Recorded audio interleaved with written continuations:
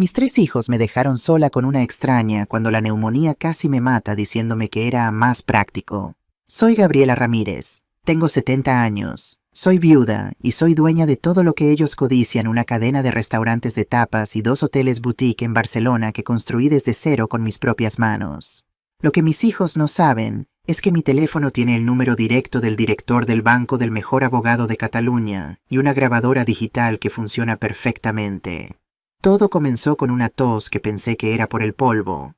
Soy terca, sabes, siempre lo he sido. Una cría a los hijos, cuida la casa, aguanta los golpes de la vida y cree que es de hierro, pero el cuerpo cobra factura. Cuando la fiebre subió a 40 grados y el aire me faltaba, no tuve más remedio que llamar a Miguel, mi hijo mayor. Era una tarde fría de enero en Barcelona. La luz gris del invierno entraba por las ventanas de mi villa en Sarriá, ese barrio elegante donde había soñado vivir cuando era una niña pobre del Raval. Ahora tenía esa casa, pero estaba vacía de amor, llena de soledad. «Mamá, necesitas cuidarte», me dijo por teléfono con esa voz de quien está firmando papeles en la oficina, esa voz que ya no reconocía como la de mi niño. «Voy a avisar a Carlos y a Diego. Iremos para allá». Sentí un alivio tan grande que casi me puse a llorar. Pensé, mis niños vienen a cuidarme. Me imaginé a mis 3 hijos, esos hombres con barba que yo mecí en mis brazos cuando eran bebés, haciéndome un té de tila, acomodándome la almohada como yo hice con ellos cuando tenían sarampión o varicela. Pero la realidad, hijo mío, es un baño de agua helada. Vinieron, sí. Los 3 se sentaron en mi sala con rostros preocupados. No por mí, sino por el problema. El médico había sido claro cuando vino a verme esa mañana. Era el doctor Ferrer, nuestro médico de familia desde hacía 20 años. Un hombre bueno que conoció a mi difunto Javier. Doña Gabriela me había dicho con esa seriedad profesional que te hiela la sangre, es neumonía severa, necesita reposo absoluto, medicación a las horas exactas, comida nutritiva, y sobre todo no puede quedarse sola por las noches por si le falta el aire. Estaba sentada en mi butaca favorita, esa de terciopelo verde que Javier me regaló en nuestro 20º aniversario, con un chal sobre los hombros. Sentía el pecho silbar como una tetera vieja. Miré a Miguel, a Carlos, a Diego. Mis 3 hijos. Las 3 personas por las que había sacrificado todo.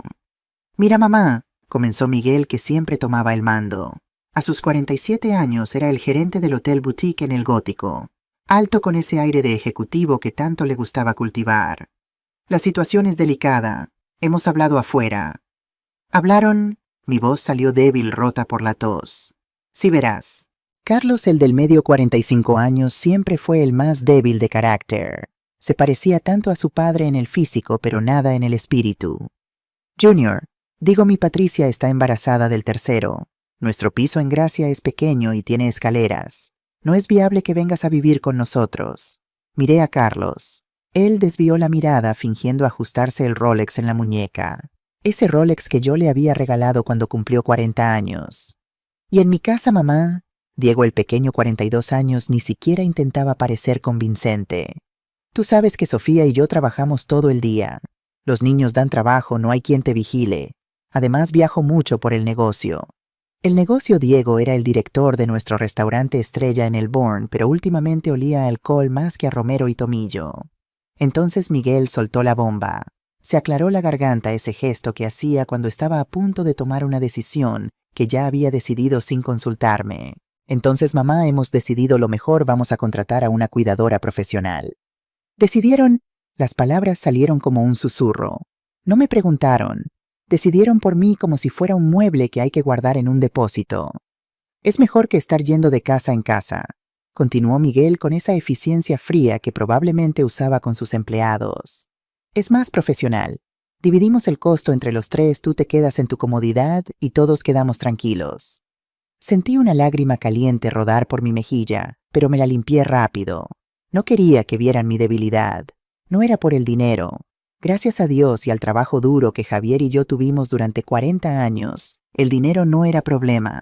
Teníamos propiedades, negocios, inversiones. Era el gesto. Era el mensaje. «¿Una extraña?», pregunté, mi voz apenas audible. «Una profesional, mamá», dijo Carlos, ya sacando las llaves del coche BMW que yo había ayudado a pagar. «No lo compliques. Ya contactamos con la agencia Cuidado con Amor. Empieza mañana. Se llama Rosa. Viene muy recomendada. Se fueron 5 minutos después. Ninguno me hizo un té. Ninguno se quedó para asegurarse de que cenara. Ninguno me dio un beso en la frente como yo hice 1000 veces cuando eran niños enfermos. Me quedé en esa sala enorme oyendo el silencio y el silbido de mi pecho. Miré las fotos en la pared. Miguel en su comunión sonriendo con ese traje blanco. Carlos en su boda guapísimo cuando todavía tenía sueños en los ojos. Diego graduándose de la escuela de hostelería orgulloso. ¿En qué momento se convirtieron en esto? ¿En qué momento el amor que les di se transformó en derecho a recibir sin dar? Miré hacia el cuadro de Javier y yo el día de nuestra boda. Teníamos 22 años. No teníamos nada excepto amor y sueños. Javier, susurré al retrato, esto es lo que construimos. Hijos que nos ven como un banco para retirar fondos. Esa noche, mientras la fiebre me hacía delirar, soñé con mi madre. Mamá había muerto hacía 20 años, pero en el sueño estaba joven como la recordaba de mi infancia. Estaba en nuestra vieja casa del Raval cocinando lentejas en aquella cocina diminuta. Gabriela, me dijo sin voltear de la olla, recuerda siempre el respeto no se regala, se exige. Y si tus hijos no te lo dan por amor, deberás exigirlo por derecho.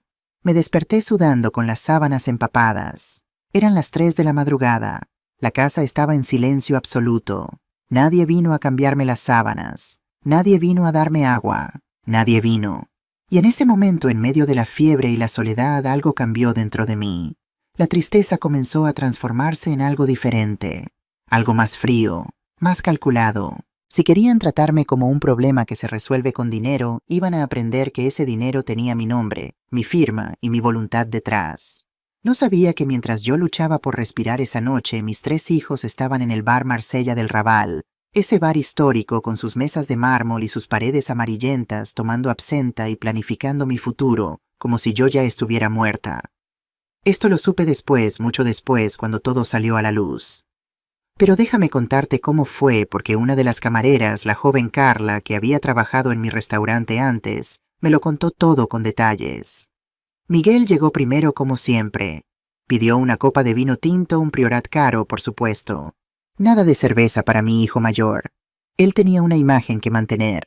Carlos llegó 10 minutos tarde nervioso, mirando el teléfono constantemente. Patricia, su mujer, le había estado enviando mensajes. Siempre lo tenía bajo su pulgar. Diego fue el último en llegar con ese olor característico a colonia cara mezclada con whisky. Siempre fue el más transparente en sus vicios. Bueno, Miguel golpeó la mesa con los nudillos, ese gesto de autoridad que había perfeccionado. Hablemos claro, tenemos un problema. Mamá está muy enferma, dijo Carlos, su voz cargada de culpa genuina. Al menos él todavía sentía algo. El médico dijo que es grave. Precisamente por eso necesitamos ser prácticos, respondió Miguel. Carla me contó que usó esa palabra prácticos, como si yo fuera un problema de logística. Ninguno de nosotros puede dejar su vida para cuidarla 24/7. Yo tengo el hotel nuevo en Málaga, continuó Miguel. Inversores esperando reuniones cada semana. No puedo estar viajando a Barcelona cada 2 días. Patricia va a explotar si le digo que mamá viene a vivir con nosotros, admitió Carlos tomando un largo trago de su cerveza. Ya bastante tenso está todo con el embarazo. Y honestamente no tenemos el espacio. Los niños ocupan ambas habitaciones. Diego permaneció en silencio, girando su vaso de whisky. ¿Y tú qué?, le preguntó Miguel. Puedes acogerla. Diego soltó una risa amarga. Hermano, Sofía apenas me tolera a mí en este momento. Si llego con mamá me pone las maletas en la calle. Además, hizo una pausa. Estoy jodido con dinero. Tengo deudas. Miguel se inclinó hacia adelante. ¿Cuánto? 30.000 euros. Préstamos. Algunas malas inversiones. ¿Inversiones o el casino? Carlos no pudo contenerse. Que te jodan, Carlos, al menos yo no le pido dinero a mamá cada vez que Patricia ve un bolso nuevo. Basta, Miguel cortó la discusión. No estamos aquí para pelear. Estamos aquí para encontrar una solución. Hubo un silencio. Los 3 bebieron. El peso de la decisión que estaban tomando flotaba sobre la mesa como el humo de los cigarrillos que algunos clientes todavía fumaban ilegalmente en el rincón. La cuidadora es la mejor opción, dijo Miguel finalmente. Profesional confiable y mamá se queda en su casa. Dividimos el costo. Son 1.000 euros al mes entre los 3. 330 y pico cada uno. Pero, Carlos dudó. ¿Es suficiente? Quiero decir contratar a alguien y ya está. No deberíamos visitarla más. Miguel lo miró con esa expresión que usaba cuando consideraba que alguien estaba siendo poco práctico. Carlos, seamos honestos. Mamá tiene 70 años, está enferma.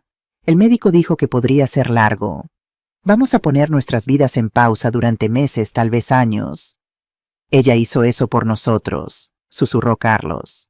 Era su trabajo como madre, respondió Miguel con una frialdad que cuando Carla me lo contó me hizo sentir como si me clavaran un cuchillo. Nosotros no le pedimos que se sacrificara. Ella eligió tenernos. Ahora somos adultos con nuestras propias familias. Nuestras prioridades han cambiado. Diego pidió otro whisky. Mira, hagamos lo de la cuidadora. Y honestamente tampoco es que mamá esté... ¿Cómo decirlo? No es que esté en la calle. Tiene dinero, tiene esa casa enorme, estará bien. Exacto, Miguel asintió. Y cuando sea el momento, cuando ella ya no pueda más, bueno, ya hablaremos de residencias o lo que sea necesario. ¿Y el dinero? Diego bajó la voz. Hermano, necesito saberlo. ¿Qué pasa con los negocios si mamá...? Ya sabes. Miguel miró alrededor asegurándose de que nadie escuchara. Papá dejó todo a nombre de mamá cuando murió. Ella tiene el 70% de las acciones de Sabores de Cataluña. Nosotros tenemos 10% cada uno que no nos da poder real. Si algo le pasa a mamá según el testamento que hicieron, se divide en partes iguales. ¿Cuánto estamos hablando?, preguntó Diego. La última evaluación del grupo empresarial era de 4 millones de euros. Entre propiedades, los 2 hoteles, los 3 restaurantes, las inversiones... Carlos se atragantó con su cerveza. 4 millones, más o menos. Entonces cada uno heredaría aproximadamente 1.300.000 después de impuestos. Los ojos de Diego se iluminaron. Con esa cantidad podría pagar todas sus deudas y todavía le sobraría para vivir sin trabajar durante años. Pero Miguel levantó un dedo. Eso es solo cuando mamá decida retirarse completamente o cuando ya no esté. Y mamá es terca. Podría vivir otros 20 años. No con esa neumonía, murmuró Diego. El silencio que siguió fue pesado, cargado de una implicación terrible que ninguno se atrevió a verbalizar completamente. Lo que estoy diciendo, Miguel continuó cuidadosamente, es que eventualmente necesitaremos tener un plan para proteger el patrimonio, para asegurarnos de que si mamá ya no puede tomar decisiones... ¿Estás hablando de incapacitación? Carlos palideció. Eso es declarar a mamá legalmente incompetente. No ahora, Miguel se apresuró a aclarar. Solo digo que deberíamos estar preparados. Averiguar qué se necesita, qué documentos. Por si acaso, es ser responsables. Es ser buitres, dijo Carlos en voz baja. Es ser realistas, contraatacó Miguel. Mamá está vieja, está enferma. ¿Quieres que algún estafador se aproveche de ella? ¿Quieres que en un momento de confusión regale todo a una iglesia o a la cuidadora? Hemos visto casos así. Diego asintió lentamente. Tiene razón.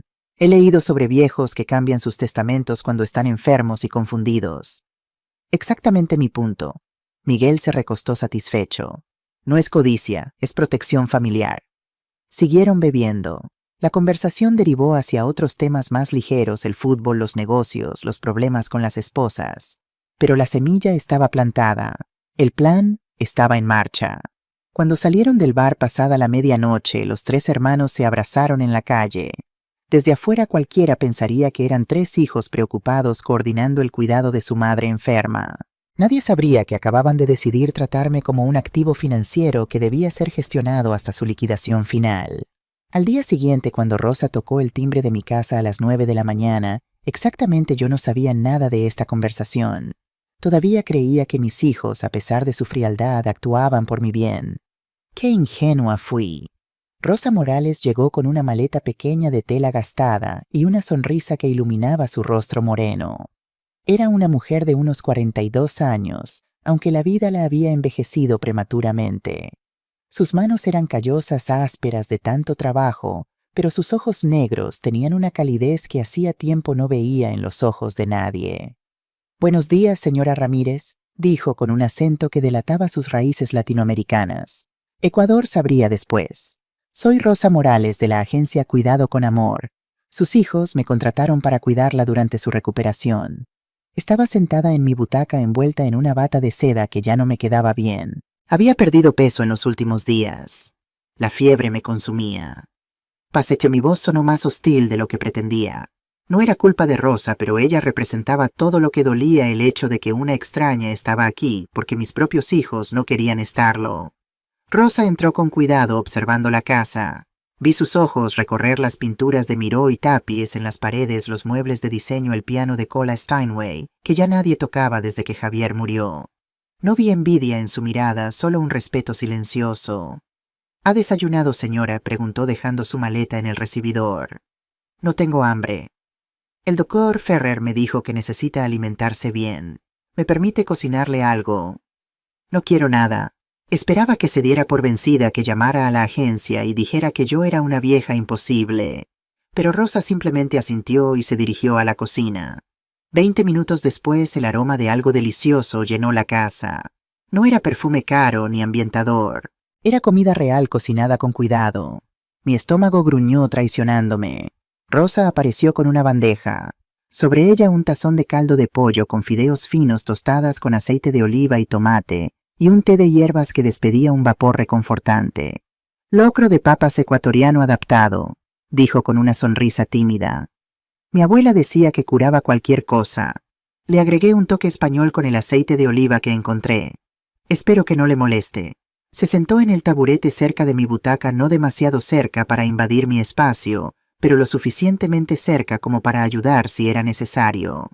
Señora Ramírez, entiendo que no me conoce y que preferiría tener a su familia aquí, pero estoy aquí para ayudarla, no para molestarla. Podemos hacerlo fácil o difícil, pero al final del día usted necesita sanar y yo necesito hacer mi trabajo. Había algo en su franqueza que rompió mi resistencia. Tomé una cucharada del caldo. Estaba delicioso. Cálido, reconfortante, hecho con cuidado. Está bueno, admití. Gracias, sonrió.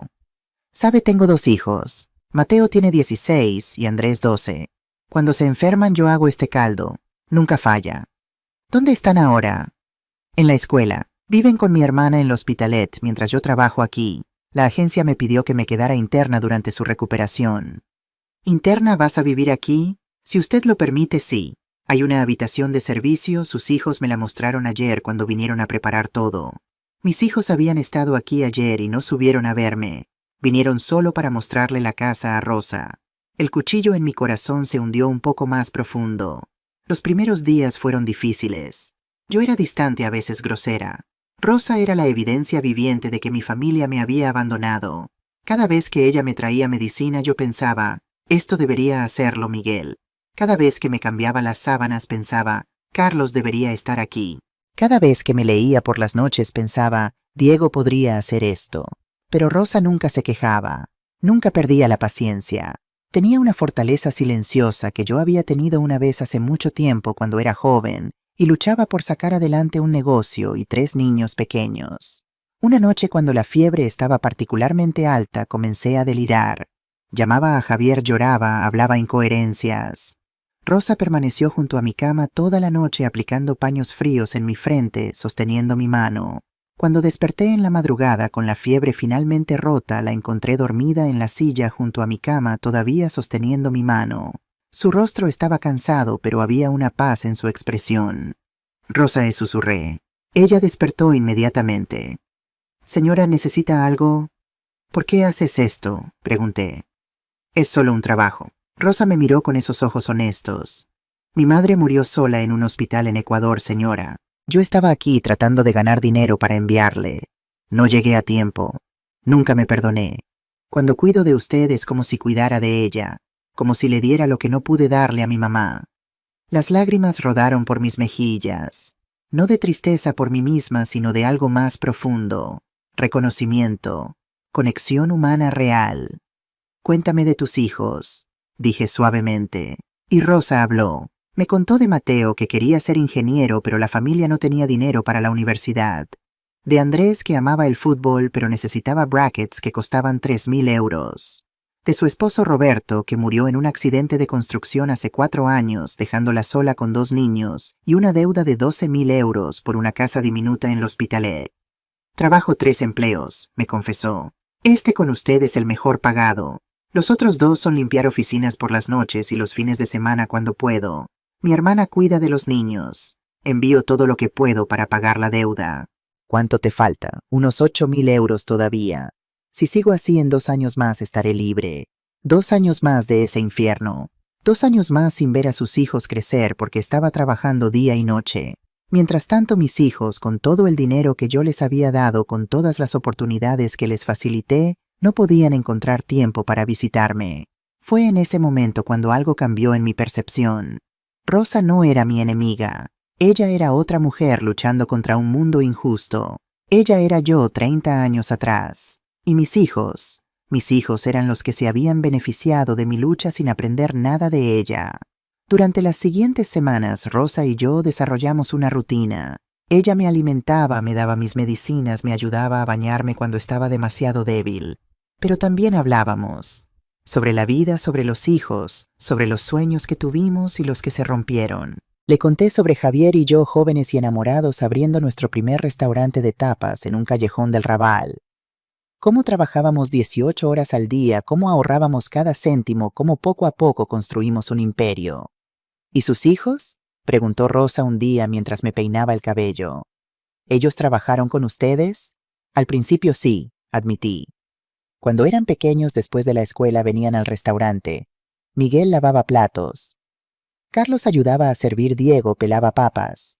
Pero cuando el negocio creció y pudimos pagar su educación privada, creo que se olvidaron de esas raíces. Javier y yo queríamos darles la vida que nosotros no tuvimos, pero tal vez les dimos demasiado.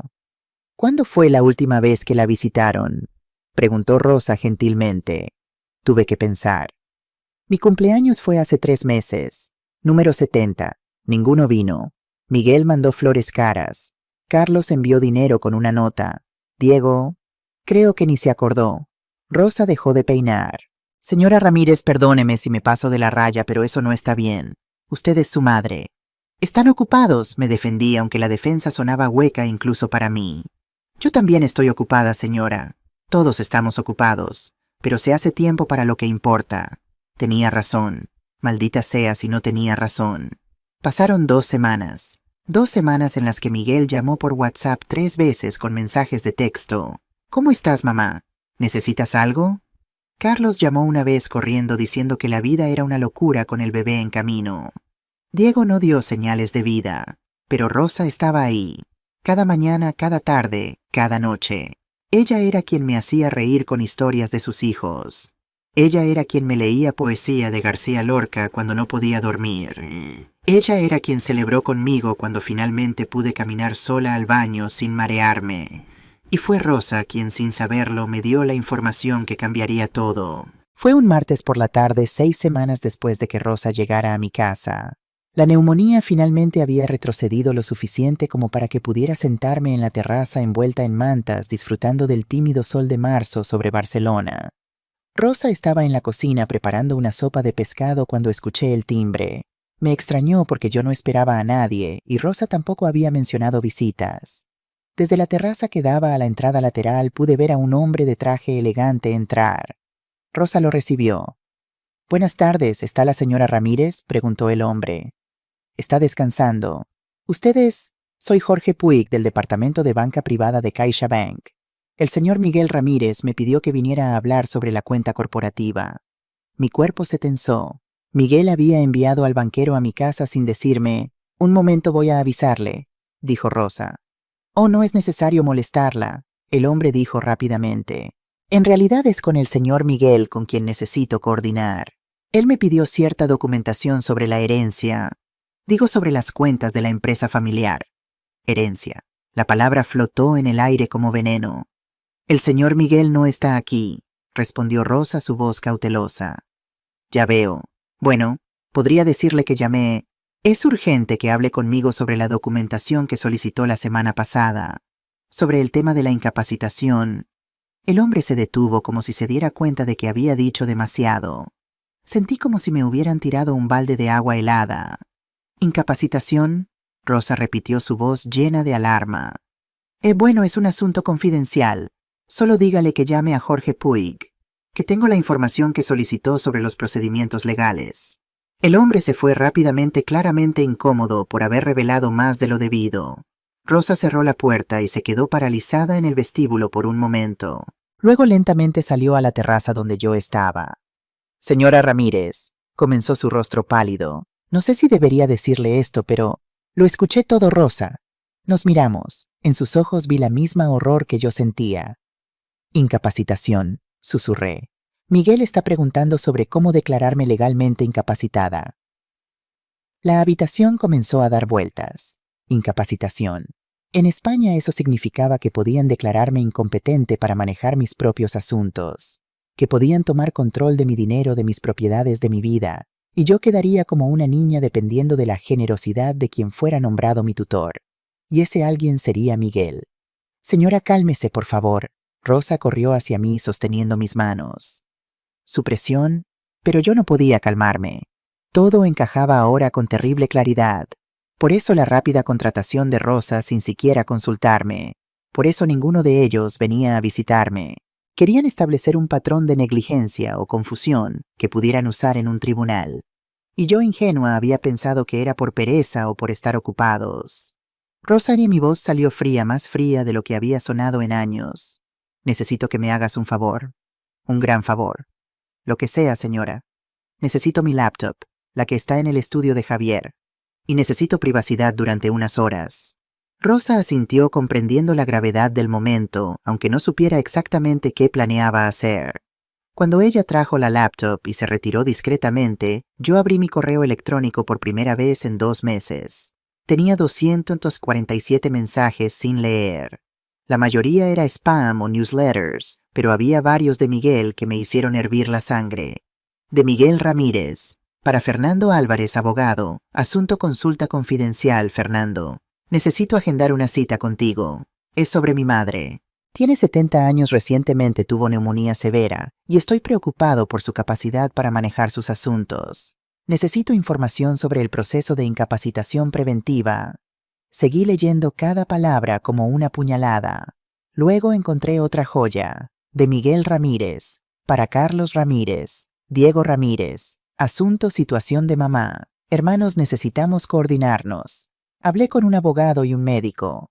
Si podemos establecer que mamá no está en condiciones de manejar los negocios, podemos solicitar una tutela temporal. El médico dijo que a su edad con la neumonía es fácil argumentar deterioro cognitivo.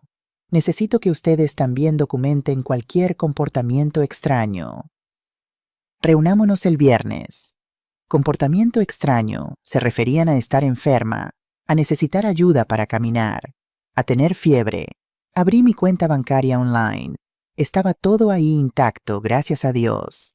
Pero los movimientos me hicieron palidecer. Las tarjetas de crédito adicionales que les había dado a mis hijos para emergencias habían sido usadas extensivamente. Miguel 25,000 en el Resort Marbella Club el mes pasado, la misma semana que yo estaba con fiebre de 40 grados. Carlos 12,000 en Louis Vuitton Barcelona. 8,000 en el restaurante Moments 2 estrellas Michelin. 6,000 en Apple Store. Diego 800 en Lavinia Wine Gallery. 15,000 en Casino Barcelona. 10,000 en viaje a Ibiza. En total casi 100,000 euros en 3 meses. Dinero que yo había puesto en esa cuenta para emergencias familiares reales como reparaciones de casas o gastos médicos de los nietos. Ellos lo habían gastado en lujos mientras yo luchaba por mi vida. Pero lo peor estaba por venir. Encontré un documento adjunto en uno de los emails de Miguel. Era un borrador de petición legal para solicitar mi incapacitación. Tenía fecha de 2 semanas atrás. Lo leí con horror creciente. Gabriela Ramírez Vega, 70 años, reciente paciente de neumonía severa, muestra signos de deterioro cognitivo y físico que la hacen incapaz de manejar su patrimonio considerable. Se solicita la designación de Miguel Ramírez como tutor legal. Mentiras. Todas mentiras. Yo estaba perfectamente lúcida. Enferma físicamente sí, pero mi mente estaba más clara que nunca. Cerré la laptop y me quedé sentada en el estudio de Javier mirando las paredes forradas de libros. Este era su santuario. Aquí tomábamos las grandes decisiones del negocio. Aquí planeamos cada expansión, cada restaurante nuevo, cada inversión. Javier me había enseñado que en los negocios la información es poder. Y yo acababa de descubrir información que lo cambiaría todo. Rosa tocó suavemente la puerta. «Señora, ¿necesita algo?» «Sí, Rosa, necesito el teléfono. Voy a hacer una llamada. Y después tú y yo vamos a tener una conversación muy importante sobre el futuro». Marqué el número que conocía de memoria. Contestó al segundo timbre. Despacho de Dr. Antonio Méndez, abogado. Buenos días, soy Gabriela Ramírez. Necesito ver al Dr. Méndez urgentemente. Es sobre mi familia y mi patrimonio. Y dígale que traiga todos los documentos de mi marido, especialmente su testamento y la cláusula 7. La recepcionista, que me conocía desde hacía años, pareció captar la urgencia en mi voz. Por supuesto, doña Gabriela. Mañana a las 10 a.m. le viene bien. Perfecto. Y una cosa más, esto es absolutamente confidencial. Ni una palabra a nadie, especialmente no a la familia. Cuando colgué, miré a Rosa, que estaba en la puerta con ojos grandes y preocupados. «Siéntate, hija», le dije, señalando la silla frente al escritorio de Javier. «Tengo que contarte algo, y después voy a pedirte que seas parte de algo que va a cambiar nuestras vidas a ambas». Rosa se sentó y durante la siguiente hora le conté todo. Los emails, los gastos, el plan de incapacitación. Vi cómo su rostro pasaba de la sorpresa al horror y finalmente a la indignación. Esto es inhumano, señora, son sus hijos». «Eran mis hijos», corregí. «Ahora son solo 3 hombres codiciosos que ven a su madre como un obstáculo entre ellos y el dinero». «¿Qué va a hacer?», sonreí. No era una sonrisa dulce. Era la sonrisa de una mujer que había sobrevivido al Raval en los años 70, que había construido un imperio desde cero, que había enterrado al amor de su vida y seguido adelante. Era la sonrisa de una guerrera preparándose para la batalla. «Voy a enseñarles, Rosa, que cuando subestimas a una mujer de 70 años, especialmente una que firma los cheques, cometes el error más grande de tu vida». Me levanté del escritorio más fuerte de lo que me había sentido en semanas. «Y tú, mi querida Rosa, vas a ayudarme, porque lo que estoy a punto de hacer va a beneficiarnos a ambas. ¿Confías en mí?» Rosa me miró a los ojos. Vi en ellos la decisión tomándose. Ella también había sido traicionada por la vida, por la muerte de su esposo, por la pobreza, por un mundo injusto. Ella entendía la necesidad de pelear. «Confío en usted, señora Ramírez. Llámame Gabriela», dije extendiendo mi mano, «porque a partir de ahora no eres mi cuidadora, eres mi aliada, y juntas vamos a darles a mis hijos una lección que nunca olvidarán». Mientras el sol se ponía sobre Barcelona pintando el cielo de naranja y púrpura, 2 mujeres en el estudio de Javier Ramírez comenzaron a trazar el plan más importante de sus vidas. La guerra había comenzado, y mis hijos no tenían ni idea del huracán que estaba a punto de caer sobre ellos. La mañana siguiente amaneció fría pero clara en Barcelona. Yo estaba despierta desde las 5 de la madrugada, no por la tos, sino por la anticipación. Era como volver a tener 30 años cuando Javier y yo planeábamos la apertura de nuestro segundo restaurante. Esa misma energía, esa misma determinación corría por mis venas. Pero esta vez no estaba construyendo un imperio. Estaba protegiéndolo de mis propios hijos. A las 8 en punto, Rosa entró con el desayuno. Me encontró ya vestida, no con la bata de seda de enferma, sino con un traje pantalón de Armani color crema que no usaba desde el funeral de Javier. Me había maquillado ligeramente y recogido el cabello en un moño elegante. «Señora Gabriela», Rosa se corrigió con una sonrisa tímida. Se ve magnífica, como una reina. Hoy necesito ser una reina, Rosa. Una reina que va a defender su reino». Me puse los aretes de perlas que Javier me regaló en nuestro 20º aniversario. «Llama a un taxi. El Mercedes negro con aire acondicionado. Vamos al banco». «Al banco, pero los médicos dijeron que necesitaba reposo y lo he tenido. 6 semanas encerrada, Rosa. 6 semanas mientras mis hijos planeaban mi destrucción. Ahora es mi turno». Rosa asintió y llamó al taxi mientras yo revisaba mi bolso. Dentro puse cosas que iba a necesitar: mi DNI, las tarjetas bancarias, y algo que había encontrado anoche en el estudio de Javier, un pequeño diario de cuero negro, donde él anotaba sus pensamientos más privados. Nunca lo había leído. Sentía que sería invadir su intimidad incluso después de muerto. Pero anoche, buscando documentos, lo encontré con una nota pegada en la primera página escrita con su letra: «Gabriela, mi amor, si estás leyendo esto es porque ya no estoy, y porque nuestros hijos te han fallado». Lee las páginas marcadas. Te ayudarán a tomar las decisiones correctas. Y recuerda cláusula 7. Siempre tuvimos la cláusula 7. Te amo eternamente. Javier. Había llorado leyendo esa nota. Javier incluso desde la tumba me protegía. El taxi llegó puntual. Rosa me ayudó a bajar las escaleras, aunque ya podía hacerlo sola. La debilidad física se iba, pero mantenía la ilusión de fragilidad. Podría ser útil más adelante. Rosa dije mientras el taxi avanzaba por las calles de Lake Sample hacia la zona financiera. Cuando lleguemos al banco quiero que observes todo. ¿Cómo hablan conmigo? ¿Cómo reaccionan? Vas a necesitar aprender esto. ¿Aprender qué, señora? ¿Cómo manejar dinero? ¿Cómo hablar con banqueros? ¿Cómo leer entre líneas cuando los hombres con trajes caros te dicen que estás confundida o preocupada sin razón? Porque Rosa, si mi plan funciona, tú vas a necesitar estas habilidades muy pronto. Rosa palideció. Señora, yo no tengo educación para eso. Soy solo una cuidadora. Eras una cuidadora. La corregí firmemente. Ahora eres mi mano derecha. Y créeme, en los negocios no se necesita un título universitario. Se necesita sentido común, honestidad y hambre. Tú tienes las tres cosas. Llegamos a CaixaBank en Passaic de Gracia a las 9:45 a.m. El edificio era imponente, todo cristal y mármol diseñado para intimidar. Pero yo había estado en reuniones en este edificio docenas de veces. Este era mi territorio. No fui a la entrada normal donde las ancianas esperan con sus números para cobrar la pensión. Fui directamente a la puerta lateral de cristal, la que decía «Banca privada, solo con cita previa». Toqué el timbre. Un guardia de seguridad me miró a través del cristal escéptico. Probablemente veía a una vieja con su cuidadora latina. Iba a mandarme a la entrada principal. Pero entonces me reconoció. Su expresión cambió instantáneamente.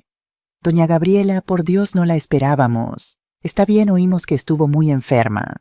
«Estoy perfectamente, Ramón», dije con una sonrisa fría. «¿Está Jorge Puig?» «Sí, señora, pero está en una reunión. Dile que Gabriela Ramírez está aquí, y que si no está en el vestíbulo en 2 minutos voy a mover toda mi fortuna a BBVA antes del mediodía». Ramón casi se atraganta. Sabía que no bromeaba.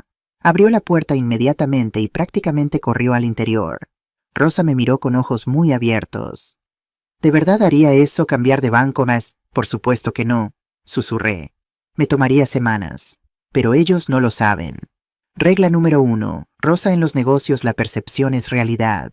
Si ellos creen que puedo hacerlo, es como si pudiera. 90 segundos después, Jorge Puig apareció prácticamente corriendo.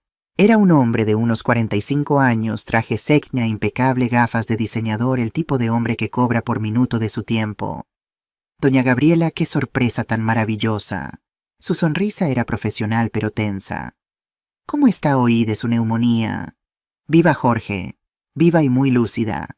Necesito hablar contigo. Ahora. Y esta es Rosa, mi asistente ejecutiva. Enfaticé las últimas 2 palabras. Ella estará presente en todas nuestras conversaciones de ahora en adelante. Vi la microexpresión de sorpresa en su rostro. Asistente ejecutiva no cuidadora. Mensaje recibido. Nos guió a su oficina privada. Era todo cuero y madera oscura con vistas al Passaic de Gracia. En las paredes, diplomas de escuelas de negocios caras y fotos con políticos importantes. Por favor, siéntense. Ofreció las sillas de cuero frente a su escritorio. Café, té. Información, Jorge. Necesito información. Y la necesito completa y honesta. Se puso pálido. Por supuesto, doña Gabriela. ¿Qué tipo de información? Primero necesito ver todos los extractos de movimientos. Todas las cuentas. Fondo de inversión, ahorros, acciones, los alquileres de las propiedades comerciales, todo. Eso llevará un momento, comenzó. Entonces empieza ahora, corté. Y mientras tu asistente lo prepara, quiero que me digas exactamente qué discutiste con mi hijo Miguel la semana pasada cuando vino aquí. Jorge se quedó helado. Su sonrisa profesional se desvaneció. Yo no estoy seguro de recordar. Jorge, mi voz se volvió de acero. Tengo 70 años, no soy estúpida. Mi hijo estuvo aquí. Tú fuiste a mi casa ayer. Mi asistente te escuchó mencionar la palabra incapacitación. Ahora puedes decirme la verdad y mantener mi cuenta, o puedes mentirme y ver cómo transfiero 4 millones de euros a la competencia. Tú eliges. Tienes 10 segundos. El silencio en la oficina era absoluto. Rosa estaba inmóvil, probablemente sin respirar. Jorge sudaba bajo su traje caro. Muy bien, suspiró derrotado. Abrió un cajón de su escritorio y sacó una carpeta. El señor Miguel vino hace 2 semanas. Trajo documentación médica preliminar. Estaba preguntando sobre el proceso de curatela y tutela. Curatela. Repetí la palabra como si fuera veneno. Y lo era. Sí, quería saber cómo podría acceder a las cuentas si usted fuera declarada incapaz de manejar sus propios asuntos. Le expliqué que sin una orden judicial, sin su presencia o consentimiento explícito, nada podía hacerse. ¿Y qué dijo él? Jorge tragó saliva.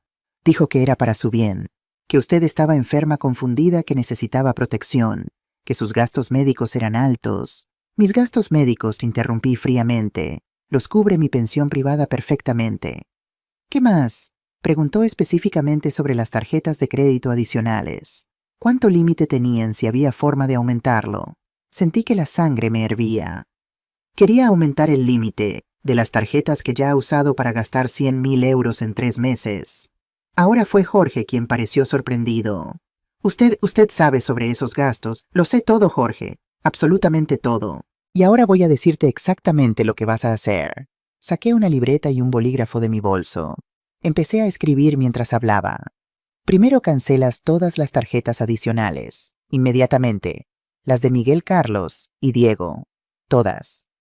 Pero señora, eso causará un problema. Ese es precisamente el punto. Segundo, el acceso de lectura que Miguel tiene a la cuenta corporativa de Sabores de Cataluña cancelado. Si necesita información, que me la pida a mí directamente. Doña Gabriela, él es el gerente del hotel, necesita ese acceso para... Para nada. Golpeé el escritorio. Rosa dio un salto. Si necesita comprar un clip de papel, que venga a pedírmelo. Tercero, quiero que prepares una transferencia de 500.000 euros de la cuenta de ahorros a un nuevo fondo de inversión privado. Uno de esos que requieren orden judicial para acceder. Blindaje patrimonial completo. Jorge estaba escribiendo frenéticamente. Eso va a generar alertas, doña Gabriela. Cuando ellos vean que el dinero desapareció de la cuenta principal... Excelente, sonreí. Quiero que sientan el frío en la espina de pensar que la fuente se secó. Y cuarto, saqué un papel doblado de mi bolso. Necesito un cheque administrativo. 15.000 euros, a nombre de Rosa Morales. Rosa se puso de pie de golpe. No, señora, no puedo aceptar. Siéntate, Rosa, ordené. No fue una sugerencia. Jorge, el cheque. Ahora. Mientras Jorge preparaba el cheque con manos temblorosas, le expliqué a Rosa. Estos 15.000 euros van a liquidar tu deuda de la casa. No es un regalo, es justicia. Mis hijos gastaron esa cantidad en una semana de vacaciones mientras yo me moría. Tú la has ganado cuidándome con amor y dedicación. Pero señora, ya está decidido. Además, no puedes ser mi socia si estás ahogada en deudas. Necesito que tu mente esté libre para enfocarse en lo que viene. ¿Socia Ten? Jorge levantó la vista confundido. Ah, sí, dije casualmente, me olvidé de mencionar. Rosa va a ser mi nueva socia de negocios. Pero llegaremos a eso en un momento. Jorge terminó de preparar los documentos. Mientras yo firmaba, le hice una última pregunta. Jorge, cuando Miguel estuvo aquí, ¿mencionó algo sobre el testamento de mi esposo Javier? Sí, Jorge dudó. Preguntó si había alguna cláusula especial o provisión que pudiera complicar las cosas. ¿Y qué le dijiste? Que los testamentos son confidenciales y que tendría que consultar con el notario y con usted directamente. Bien, mantén esa posición. Y Jorge, mi voz se volvió suave pero amenazante. Si mi hijo vuelve a contactarte sobre mis cuentas sin mi conocimiento, quiero saberlo inmediatamente. Considérate avisado. Por supuesto, doña Gabriela. Absolutamente. Cuando salimos del banco con el cheque de Rosa y mis nuevos documentos de seguridad financiera, el sol brillaba más fuerte. Rosa lloraba en silencio mientras caminábamos hacia el taxi. ¿Por qué lloras?, pregunté gentilmente. Porque nunca nadie en mi vida me ha tratado así, señora, como si valiera algo. Vales más de lo que crees, Rosa. Y mis hijos van a aprender esa lección de la manera más dura. Subimos al taxi. Ahora, dije al conductor, llévanos al despacho del doctor Antonio Méndez en la diagonal. Era hora de traer la artillería pesada. No sabía que en ese preciso momento, mientras Rosa y yo íbamos hacia el despacho del abogado Miguel, estaba en la gasolinera de la ronda de Dalt, mirando su tarjeta American Express Black, con total confusión. ¿Cómo que declinada?, dijo al empleado de la gasolinera, su voz subiendo de tono. Es una Black. No tiene límite. Lo siento, señor, pero la terminal dice cuenta cerrada. ¿Tiene otra tarjeta? Miguel sacó su billetera con manos temblorosas. Probó su Visa. Declinada. Su Mastercard. Declinada. Los 3 plásticos que le daban acceso ilimitado al dinero de mamá, todos muertos. Tuvo que pagar los 80 euros de gasolina con su tarjeta personal, la que usaba para sus gastos reales, la que tenía un límite de 3.000 euros y ya estaba casi al máximo. Subió a su Mercedes y con manos temblorosas marcó mi número. El teléfono sonó 4 veces antes de que contestara. Lo dejé sonar a propósito, que sudara un poco. Sí, contesté con voz neutra. Mamá, gracias a Dios. Ha pasado algo extraño. Mis tarjetas, las tarjetas de la cuenta familiar, no funcionan. Fui a poner gasolina y me las rechazaron todas. Debe ser un error del banco. No es un error, Miguel. Hubo un silencio. Podía escuchar su respiración acelerarse. ¿Qué quieres decir con que no es un error? Quiero decir que esta mañana fui al banco y cancelé todas las tarjetas adicionales. Las tuyas, las de Carlos, las de Diego. Todas. ¿Qué no puedes hacer eso? Necesito esas tarjetas para los gastos del hotel. Los gastos del hotel. Mi voz se volvió hielo. ¿Te refieres a los 25.000 euros que gastaste en el Marbella Club? Porque yo revisé, Miguel, y el hotel en Barcelona no tiene ninguna factura de ese resort. Era para ti, para Elena, para tus vacaciones mientras yo estaba muriendo de neumonía. Silencio absoluto. Lo había atrapado. Mamá, yo puedo explicar. No necesito explicaciones, hijo. Necesito que entiendas algo muy claramente. La mamata se acabó. A partir de ahora, si necesitas dinero para el negocio, vienes y me lo pides directamente. Me muestras las facturas, los presupuestos, todo. Nada de tarjetas abiertas. Esto es ridículo, soy el gerente. Necesito autonomía. La autonomía se gana con confianza. Y tú, Miguel, has roto mi confianza completamente. ¿De qué estás hablando? Estoy hablando de Jorge Puig. Estoy hablando de tu visita al banco preguntando sobre incapacitación. Estoy hablando de tus emails al abogado Fernando Álvarez. ¿Crees que soy estúpida, Miguel? ¿Crees que porque tengo 70 años y tuve neumonía soy una vieja senil? Oí un golpe como si hubiera golpeado el volante del coche. Mamá, no es lo que piensas. Entonces dime, ¿qué es? ¿Por qué estabas investigando cómo declararme legalmente incompetente? Yo estaba siendo precavido. Estabas muy enferma. Alguien necesitaba estar preparado para tomar decisiones si yo moría, terminé por él. O mejor aún, si quedaba lo suficientemente enferma como para no poder firmar cheques, pero no tan enferma como para morirme rápido. Muy conveniente, ¿verdad? No, estás tergiversando todo. Hijo, tengo los emails, tengo los extractos bancarios, tengo la declaración del banquero, tengo pruebas de todo. Y ahora mismo estoy camino al despacho del mejor abogado de Barcelona. ¿Sabes por qué? Esperé. Miguel no respondió, probablemente en shock. Porque voy a proteger mi patrimonio de personas que resulta que son mis propios hijos. Voy a reestructurar Sabores de Cataluña de tal manera que ustedes 3 no puedan tocar un euro sin mi firma. Y si intentas llevarme a juicio, Miguel, te prometo que vas a perder. Y no solo vas a perder el dinero, vas a perder tu reputación, vas a perder tu trabajo, vas a perder todo. Mamá, por favor. Su voz se quebró. No hagas esto. Somos tu familia. ¿Familia? Me eché a reír, pero era una risa sin alegría. ¿Dónde estaba mi familia cuando estuve enferma por 6 meses? ¿Dónde estaban mis hijos? ¿Sabes cuántas veces me visitaste, Miguel? 0. Ni una sola vez en 6 meses. Pero sí tuviste tiempo para ir al banco a planear cómo robarme. No fue así. Domingo que viene, interrumpí, voy a hacer una comida familiar. Paella como en los viejos tiempos. Tú, Carlos y Diego. Sin las esposas. Solo mis hijos. Van a venir porque voy a hacer un anuncio importante sobre mi salud y mi testamento. Y créeme, Miguel, van a querer estar presentes. ¿Qué tipo de anuncio? Van a tener que venir para averiguarlo. Mediodía. No lleguen tarde. Colgué antes de que pudiera responder. Mis manos temblaban, pero no de debilidad, de adrenalina pura. Rosa, que había estado escuchando en silencio desde el asiento del taxi, me miró con admiración. Señora, eso fue increíble. Eso fue solo el principio, Rosa. Ahora viene lo bueno. El taxi se detuvo frente a un edificio modernista elegante en la diagonal. El despacho del doctor Antonio Méndez ocupaba el penthouse. Antonio había sido el abogado de Javier durante 30 años. Era más que un abogado. Era un amigo. Cuando entramos a su oficina, Antonio se levantó de su escritorio con una expresión de shock y alegría.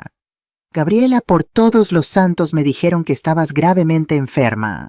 Era un hombre de 68 años, completamente calvo, con gafas, y una sonrisa cálida que contrastaba con su reputación de ser despiadado en los tribunales. Estaba Antonio, pero resulta que la amenaza de que tus propios hijos te roben es mejor medicina que cualquier antibiótico.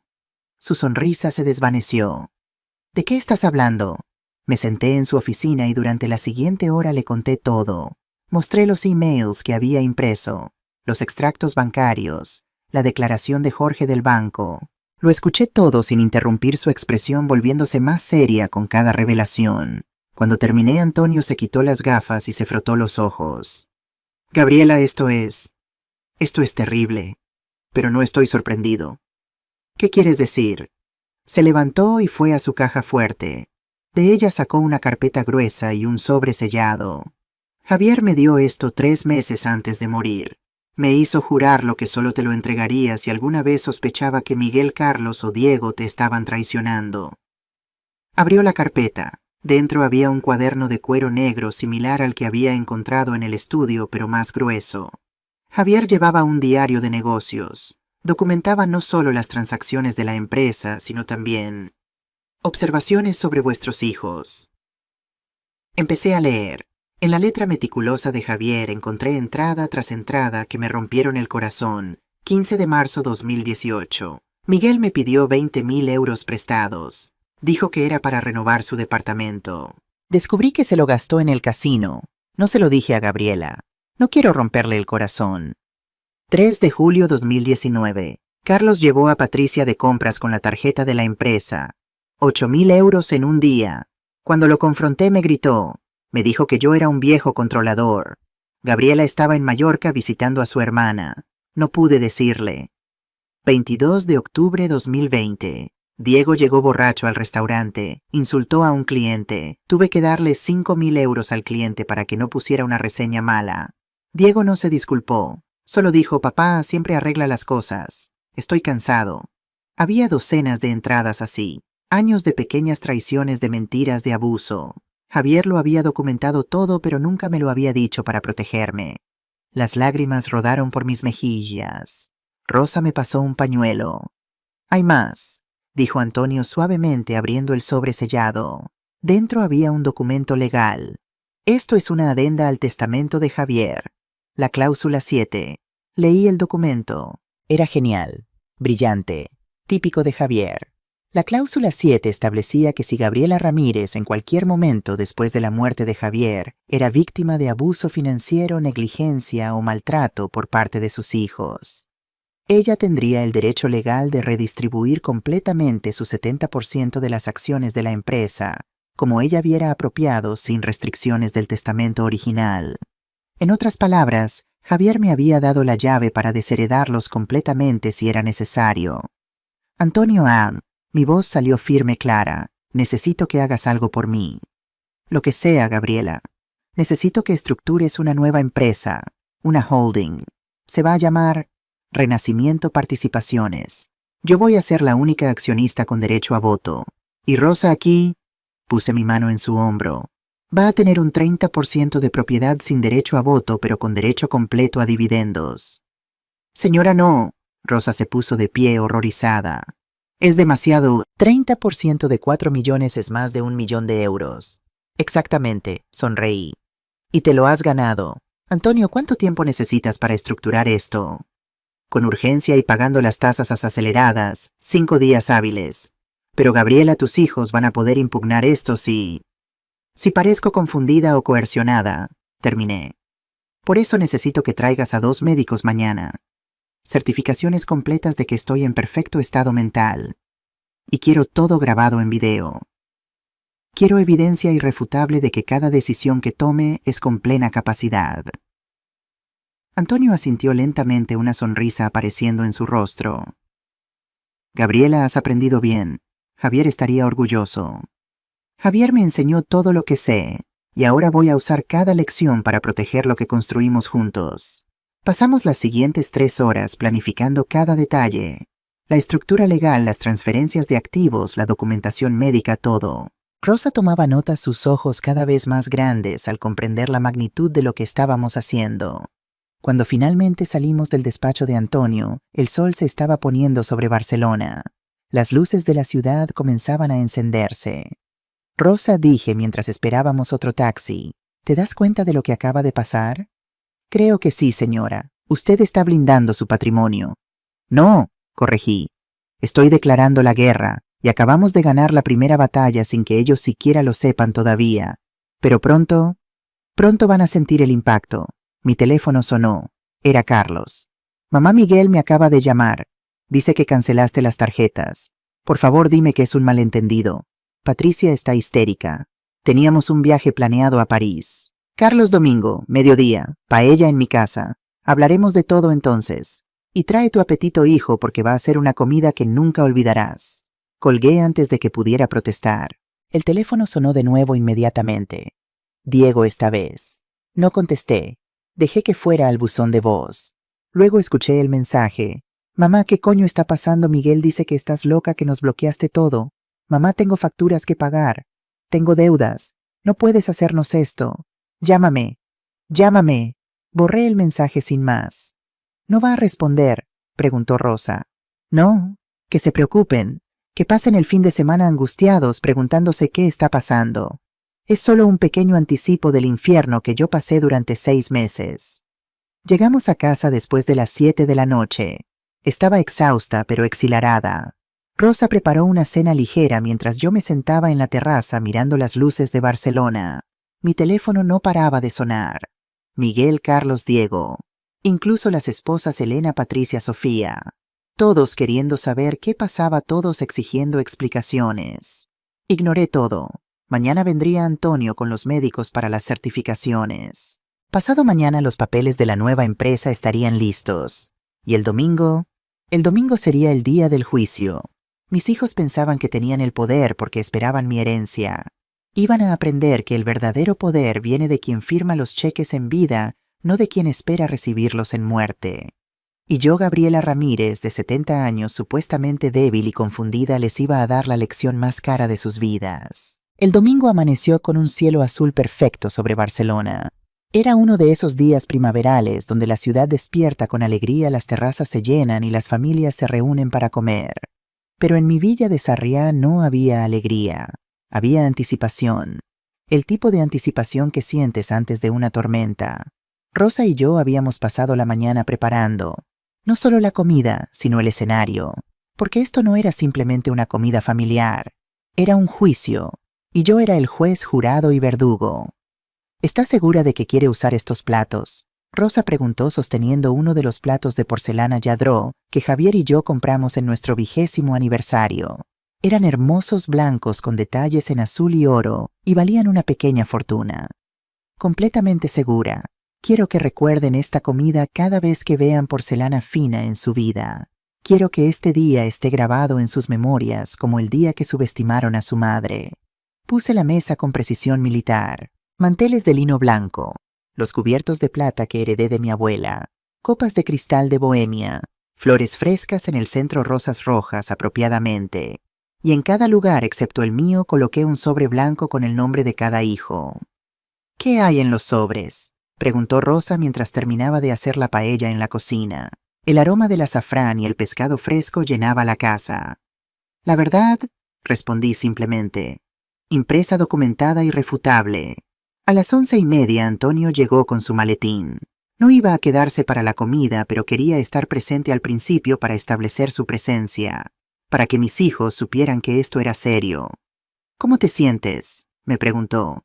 Como un torero entrando a la plaza, asustada pero lista.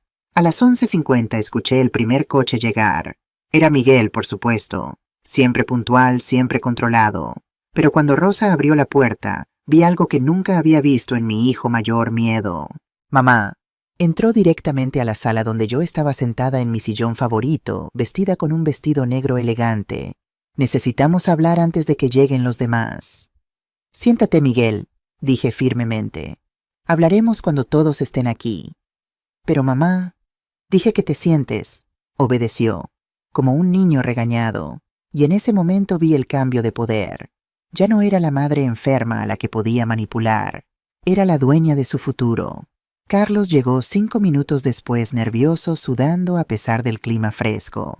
Diego llegó último a las 12:10, con evidentes signos de resaca y un intento fallido de cubrir el olor a alcohol con colonia cara. Bueno, dije cuando los tres estuvieron sentados en la sala. Gracias por venir. Este es el doctor Antonio Méndez, el abogado de la familia. Él va a quedarse solo para el aperitivo, pero necesitaba que ustedes supieran que está aquí. Los tres miraron a Antonio como si fuera una serpiente venenosa. Ahora vamos a pasar al comedor. Rosa ha preparado una paella magnífica. Espero que tengan apetito. Nos movimos al comedor. Cuando mis hijos vieron la mesa, la tensión subió. Sabían que esto no era normal. Las comidas familiares normales no se servían en porcelana de aniversario.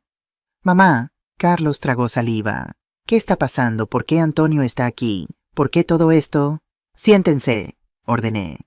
Miguel a mi izquierda, Carlos a mi derecha, Diego al frente, y Rosa. Miré a mi aliada, que estaba lista para retirarse a la cocina. Tú te sientas aquí a mi lado derecho, el lugar de honor. ¿Qué? Miguel explotó. La empleada va a comer con nosotros. El silencio que siguió fue glacial. Miguel. Mi voz salió peligrosamente suave. Rosa no es la empleada.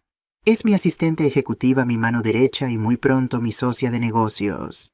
Y si vuelves a hablar de ella con ese tono despectivo, te vas de esta casa inmediatamente y no vuelves nunca. ¿Entendido? Miguel cerró la boca, su rostro rojo de rabia e incredulidad.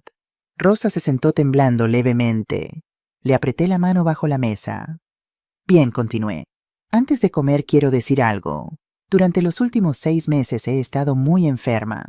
Neumonía severa. Hubo momentos en que pensé que iba a morir.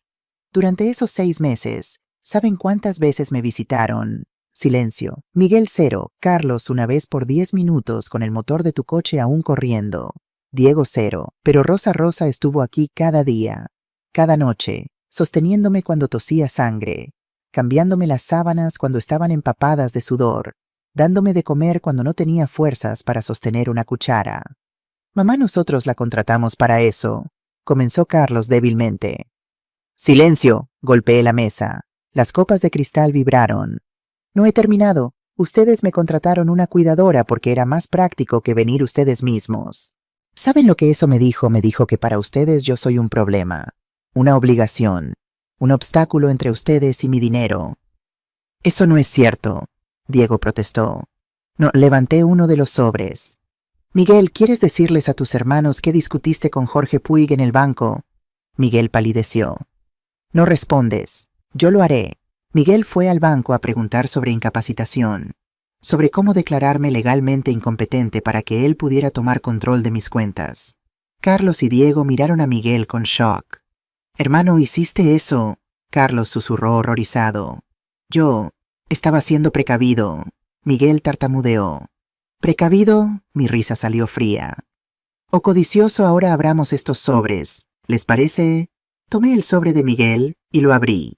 Dentro había copias de sus extractos de tarjeta de crédito con los gastos relevantes marcados en amarillo fluorescente. Miguel, 25.000 euros en Marbella Club, la semana que yo tenía 40 grados de fiebre. 15.000 euros en Joyería Suárez. Supongo que para Elena, no para tu madre enferma. 50.000 euros retirados de la cuenta de emergencia de la empresa, sin facturas, sin explicaciones. Puse los papeles frente a él. Su rostro se puso del color de la ceniza. Carlos, tu turno. Abrí su sobre. 12.000 euros en Louis Vuitton. 8.000 en iPhones nuevos para toda tu familia. 6.000 en el restaurante Moments. 10 veces en 2 meses. Mientras yo comía caldo porque era lo único que podía retener. Carlos comenzó a llorar silenciosamente. Diego. Su sobre era el más grueso. 8.000 en vinos de lujo, 15.000 en Casino Barcelona. ¿Sabías que los casinos reportan transacciones grandes 10.000 en un viaje a Ibiza? Te divertiste, hijo, porque yo estaba aquí luchando por respirar. Diego no dijo nada. Simplemente miró fijamente al plato vacío frente a él. En total, continué mi voz más fuerte, más firme, ustedes tres gastaron casi 100.000 euros de mi dinero en 3 meses. Mientras Rosa, que gana 1.000 euros al mes, pagaba 2 autobuses cada día para venir a cuidarme. Mientras ella comía las sobras de mi comida porque no quería gastar mi comida. Mientras ella me daba más amor en un día del que ustedes me han dado en años.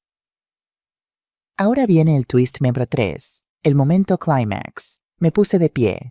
Todos se quedaron helados. Así que esto es lo que va a pasar. Sabores de Cataluña, la empresa que su padre y yo construimos desde cero, ya no existe. ¿Qué? Miguel se puso de pie de golpe. ¿Qué quieres decir con no existe? Fue disuelta legalmente el viernes pasado. Todos los activos han sido transferidos a una nueva empresa, Renacimiento Participaciones. Antonio, que había estado sentado silenciosamente observando ahora, abrió su maletín y sacó 3 juegos de documentos. Renacimiento Participaciones, continué, es una holding de la cual yo soy la única accionista con derecho a voto. Rosa tiene 30% de participación sin voto, pero con derechos completos a dividendos. 30%, Miguel rugió. ¿Le diste a esa mujer 30% de un imperio de 4 millones? No le di nada, respondí fríamente. Ella lo ganó, con sudor, con lágrimas, con amor. Más de lo que ustedes jamás han hecho. Esto es una locura, Diego se unió. Estás senil, te está manipulando. Antonio intervino, su voz legal y autoritaria.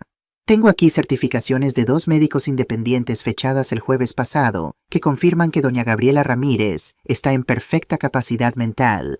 También tengo grabaciones en video de todas las reuniones donde ella tomó estas decisiones.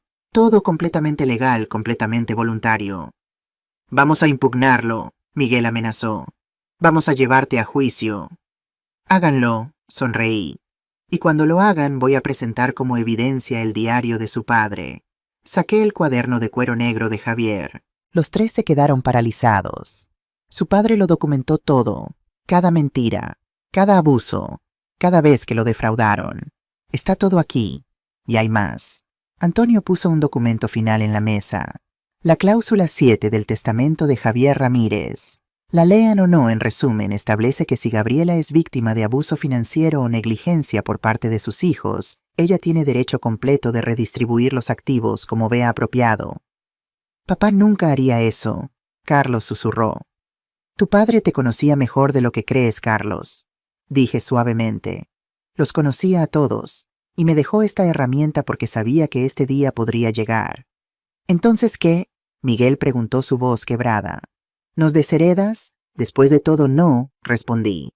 Ustedes siguen siendo mis hijos, y cuando yo muera van a recibir su parte. Pero hasta ese momento aquí están las nuevas reglas. Antonio distribuyó los documentos. Cada uno de ustedes puede quedarse trabajando en los negocios familiares si lo desean, pero ahora reportan a Rosa. Ella es la CEO. Ustedes son empleados, con salarios de mercado no más, sin acceso a cuentas corporativas, sin aprobación, sin tarjetas de crédito ilimitadas. ¿Quieres que trabajemos para ella? Diego señaló a Rosa. Quiero que trabajen, punto. Algo que no han hecho honestamente en años. Rosa va a supervisar las operaciones, va a aprobar gastos, va a tomar decisiones, y si no les gusta pueden renunciar. Pero si renuncian, pierden cualquier derecho a dividendos futuros. Esto es humillante, Miguel dijo entre dientes. ¿Humillante? Me eché a reír. Humillante es tener que justificar un gasto de oficina. ¿Saben qué es humillante? Estar muriendo en una cama y que nadie venga a verte. Eso es humillante. Descubrir que tus hijos están planeando declararte loca para robarte. Eso es humillante. Me senté de nuevo de repente exhausta. Todo había salido. Toda la rabia, toda la decepción, todo el dolor. La paella se está enfriando, dije más suavemente. Rosa trabajó duro en ella. Van a comerla, van a ser educados y luego se van a ir. Mañana, si quieren sus trabajos, presentan sus solicitudes formales a Rosa. Si no entiendo, pero esta es mi decisión final. Nadie se movió. He dicho que coman. Rosa sirvió la paella con manos temblorosas. El silencio en la mesa era absoluto, roto solo por el sonido de los cubiertos contra la porcelana. Carlos fue el primero en romper. Empezó a llorar abiertamente, lágrimas cayendo en su plato. Mamá, lo siento tanto. Patricia, ella me presionaba, siempre quería más, y yo era débil, pero te amo, de verdad te amo. Lo sé, Carlos, dije suavemente. Y por eso espero que seas el primero en demostrar que puedes cambiar. Diego también se quebró. Tengo un problema, mamá, con el alcohol, con el juego. Lo sé, necesito ayuda. Y la vas a recibir, pero con tu dinero, no con el mío. Es hora de que te hagas responsable. Miguel no dijo nada. Terminó su paella mecánicamente, su orgullo demasiado grande para admitir derrota, pero su rostro mostraba que entendía que había perdido. Cuando terminaron, se levantaron para irse. Antonio ya se había ido, su trabajo hecho. En la puerta, Carlos me abrazó. Voy a arreglarlo, mamá. Te lo prometo. Diego asintió. Yo también. Miguel simplemente dijo, esto no ha terminado. Oh, Miguel, respondí, sí lo está. Lo que decidas hacer ahora determinará si alguna vez vuelves a tener una relación conmigo. Elige sabiamente. Se fueron. La casa quedó en silencio. Rosa y yo nos quedamos en el comedor mirando la mesa destrozada, los sobres abiertos, las vidas cambiadas para siempre. ¿Hice lo correcto?, pregunté de repente insegura. Rosa tomó mi mano. Hizo lo que era necesario, señora, y yo voy a pasar el resto de mi vida demostrando que valgo la confianza que puso en mí. Lo sé, hija, lo sé. Esa noche, por primera vez en meses, dormí profundamente, sin pesadillas, sin miedo, sin traición. Había tomado de vuelta mi poder, había defendido mi vida, y aunque había lastimado a mis hijos, había salvado mi dignidad. Y a veces eso es más valioso que todo el amor del mundo. El lunes por la mañana a las 9:00 am, exactamente sonó el timbre de mi casa. Rosa bajó a abrir y regresó con una expresión preocupada. Señora Gabriela, hay un hombre con documentos legales. Dice que es un requerimiento judicial. Sonreí, más rápido de lo que esperaba, pero no me sorprendía. Miguel no era el tipo de hombre que aceptaba la derrota calladamente. El mensajero me entregó un sobre grueso.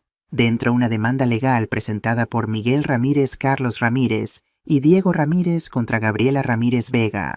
Solicitaban 1. Declaración de incapacidad mental de Gabriela Ramírez. 2. Anulación de todas las transacciones realizadas en los últimos 30 días. 3. Nombramiento de Miguel Ramírez como tutor legal. 4.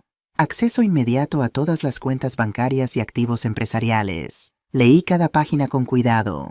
Era un trabajo profesional. Fernando Álvarez, el abogado que habían contratado, era caro pero bueno. Habían incluido declaraciones de los 3 hermanos sobre mi comportamiento errático.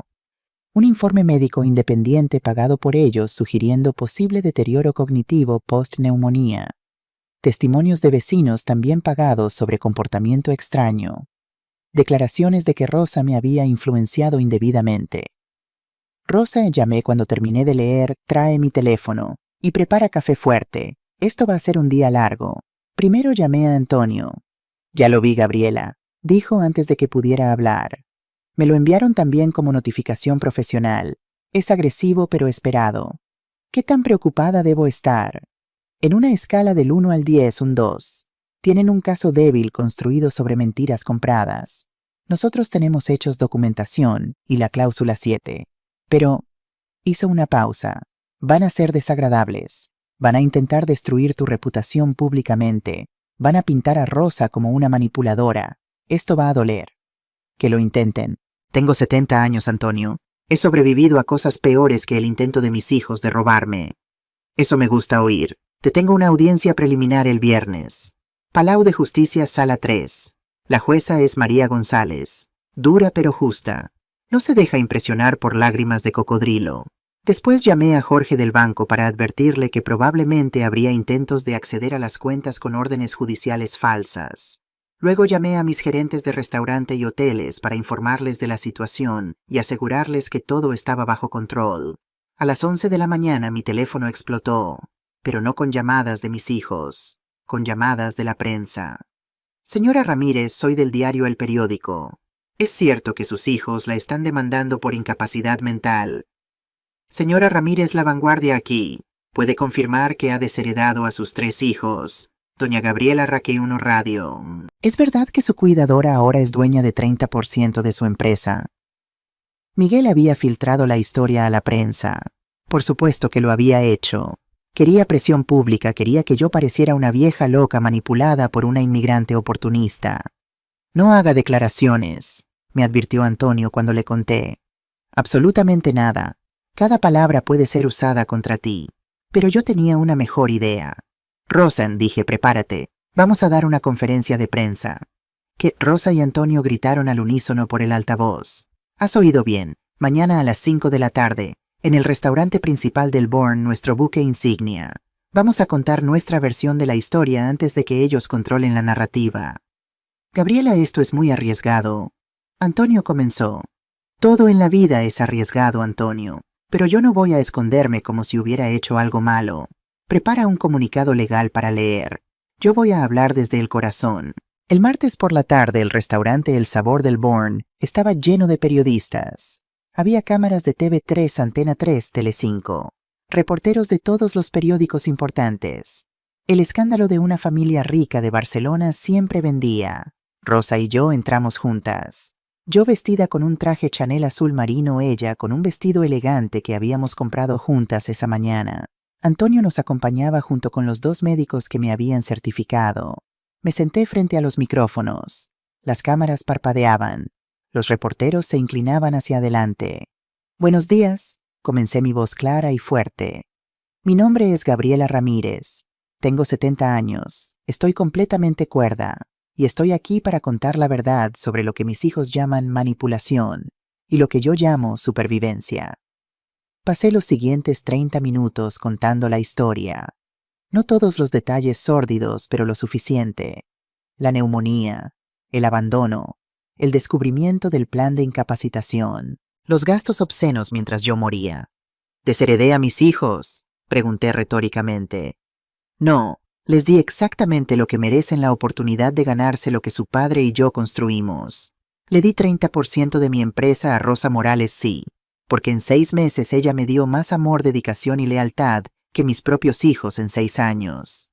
Rosa estaba llorando a mi lado. Las cámaras capturaban cada lágrima. Soy una mujer de 70 años, continué, y el sistema quiere hacerme creer que por mi edad debo ser silenciada, controlada, declarada incompetente. Pero yo digo, la edad no es debilidad. La edad es sabiduría, y mi sabiduría me dice que el dinero sin dignidad no vale nada. Antonio leyó las certificaciones médicas. Los doctores confirmaron mi capacidad mental. Mostramos documentación de todos los emails de Miguel, los extractos bancarios, el diario de Javier. Las preguntas de los periodistas fueron intensas. ¿No teme que esto destruya a su familia para siempre? Mi familia se destruyó cuando eligieron la codicia sobre el amor, respondí.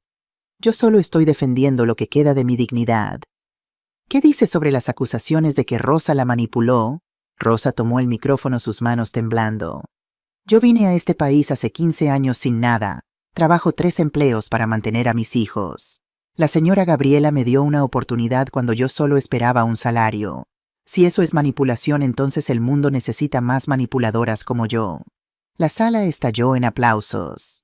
Algunos periodistas, especialmente las mujeres mayores, tenían lágrimas en los ojos. Cuando salimos del restaurante supe que había ganado la batalla de relaciones públicas. Los titulares del día siguiente lo confirmaron. El periódico Empresaria de 70 años planta cara a hijos codiciosos. La edad no es debilidad. La Vanguardia. El caso que expone el abuso financiero a personas mayores en familias acomodadas. El País. Gabriela Ramírez. Mis hijos querían mi dinero, no mi bienestar. Las redes sociales explotaron. Justicia para Gabriela se volvió tendencia en Twitter España. Miles de mujeres mayores compartían sus propias historias de abuso familiar. Rosa recibió cientos de mensajes de apoyo.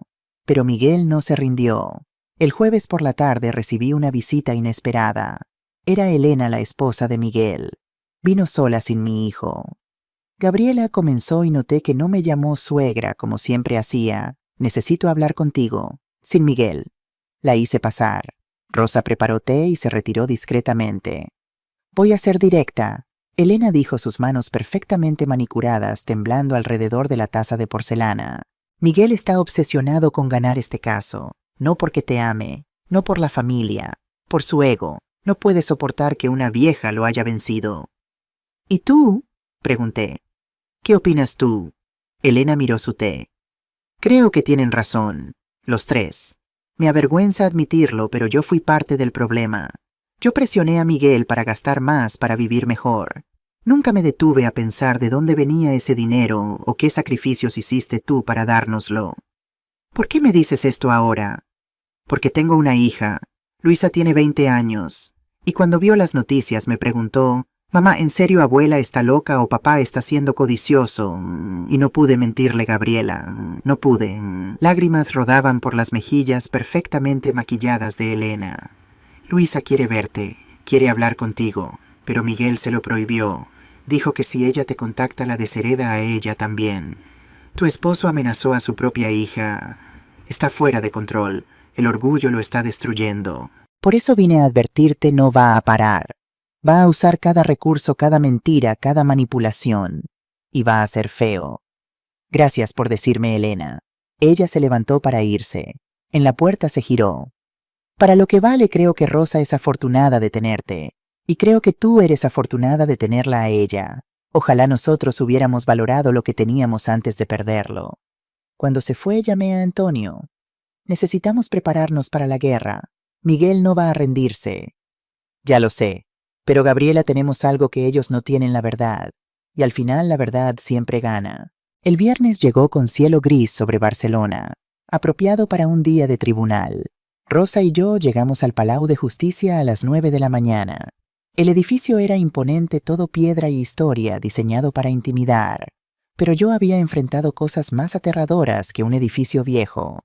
Antonio nos esperaba en los escalones con su equipo, 2 asociados jóvenes cargados con cajas de documentos y los 2 médicos listos para testificar. ¿Lista?, preguntó Antonio. Nací lista. La sala 3 estaba en el segundo piso. Cuando entramos vi a mis 3 hijos sentados con Fernando Álvarez, su abogado. Miguel me miró con odio puro. Carlos evitó mi mirada. Diego parecía haber envejecido 10 años en una semana. También vi caras conocidas: Jorge del banco, algunos empleados de mis restaurantes vecinos. Y periodistas, muchos periodistas. La jueza María González entró puntualmente a las 9:30. Era una mujer de unos 55 años, cabello gris recogido en un moño severo, gafas sin marco expresión que no revelaba nada. Caso número 1847-2025, anunció el secretario. Miguel Ramírez, Carlos Ramírez y Diego Ramírez contra Gabriela Ramírez Vega. Petición de declaración de incapacidad y tutela. Fernando Álvarez se puso de pie. Era un hombre de unos 50 años, traje de 5.000 euros, sonrisa de tiburón. Su señoría, representamos a 3 hijos profundamente preocupados por el bienestar de su madre. Gabriela Ramírez, de 70 años, recientemente sobrevivió una neumonía severa que, como demostrarán nuestros expertos médicos, ha dejado secuelas cognitivas significativas. Presentó su caso metódicamente. Llamó primero a un doctor Mendoza, un neurólogo, que admitió bajo presión nunca me había examinado personalmente. Basándome en los reportes médicos, dijo el doctor. Mendoza, una neumonía severa a esa edad frecuentemente resulta en hipoxia cerebral, que puede causar confusión, paranoia y toma de decisiones errática. ¿Y ha examinado usted a la señora Ramírez?, preguntó la jueza. No personalmente, pero... Entonces su testimonio es especulación, no diagnóstico. Continúe, abogado. Fernando llamó a Miguel al estrado. Señor Ramírez, describa el comportamiento de su madre que lo preocupa. Miguel se aclaró la garganta asumiendo su papel de hijo preocupado. Su señoría, mi madre siempre fue una mujer fuerte y racional, pero después de la neumonía cambió. Comenzó a desconfiar de nosotros, sus propios hijos. Tomó decisiones financieras irracionales como dar 30% de un imperio de 4 millones a una mujer que conoció solo por 6 meses. ¿Y usted cree que su madre no está en condiciones de tomar esas decisiones? Creo que está siendo manipulada, su señoría. Rosa Morales vio a una mujer vulnerable y se aprovechó. Fue el turno de Antonio. Señor Ramírez, comenzó Antonio con voz suave, casi amable. ¿Cuántas veces visitó a su madre durante sus 6 meses de enfermedad? Miguel dudó. Yo estaba ocupado con... 0 veces. ¿Sí o no? No pude porque... ¿Sí o no, señor Ramírez? 0 veces. Un murmullo recorrió la sala. ¿Y usted, señor Ramírez, visitó el banco CaixaBank en febrero de este año? Sí, para consultas legítimas para preguntar sobre procedimientos de incapacitación, para obtener información sobre cómo tomar control de las cuentas de su madre. Miguel palideció. Estaba siendo precavido. ¿Precavido o preparándose para lo que está haciendo ahora mismo? No más preguntas. Carlos fue llamado al estrado. Su testimonio fue débil, lleno de no estoy seguro y quizás.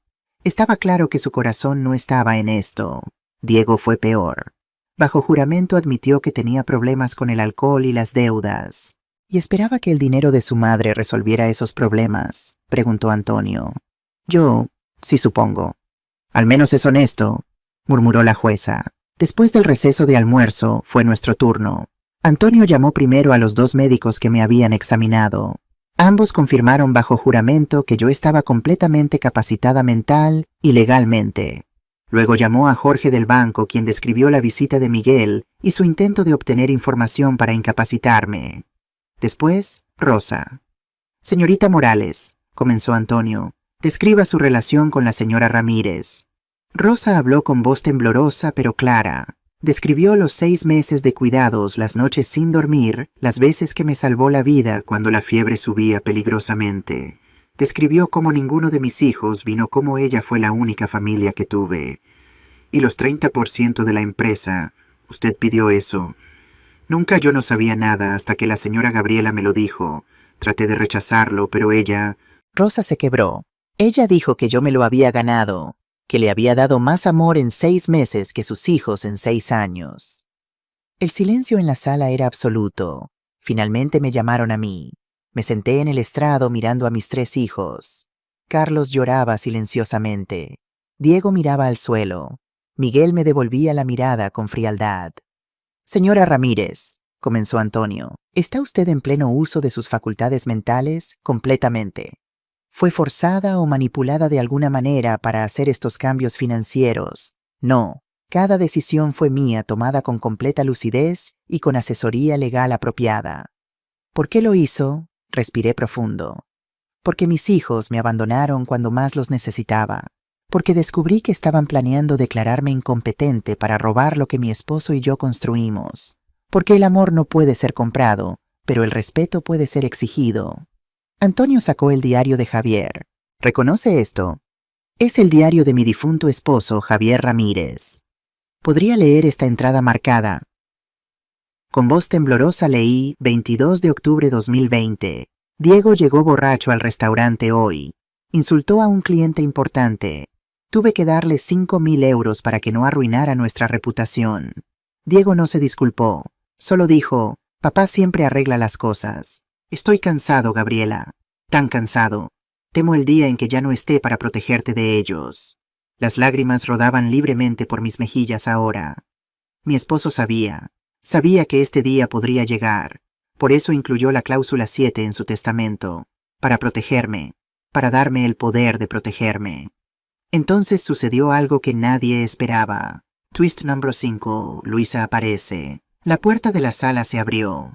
Una joven de 20 años entró, cabello oscuro, largo, ojos llenos de determinación. Luisa, Miguel se puso de pie. ¿Qué estás haciendo aquí? Te dije que no vinieras. Su señoría, dijo la joven ignorando a su padre. Soy Luisa Ramírez, nieta de Gabriela Ramírez. Pido permiso para testificar. Fernando Álvarez se puso de pie. Objeción, no está en la lista de testigos. Su señoría, Antonio intervino rápidamente. La joven tiene derecho a hablar si tiene información relevante. La jueza González miró a Luisa con interés. Adelante, señorita, pero sea breve. Luisa caminó al estrado. Miguel estaba rojo de furia, pero no podía hacer nada. Su señoría, comenzó Luisa, su voz clara y fuerte. Mi padre y mis tíos están mintiendo. Mi abuela no está loca. Ellos son codiciosos. Luisa, Miguel rugió. Silencio. La jueza golpeó su mazo. Luisa continuó. En los últimos 6 meses, mientras mi abuela estuvo enferma, no la vi una sola vez porque mis padres dijeron que estaba demasiado grave para visitas. Pero sí vi a mi padre gastar miles de euros en viajes y lujos. Escuché conversaciones entre él y mis tíos sobre qué hacer con el dinero de mamá cuando ella finalmente se vaya. Eso es sacado de contexto. Miguel tartamudeó.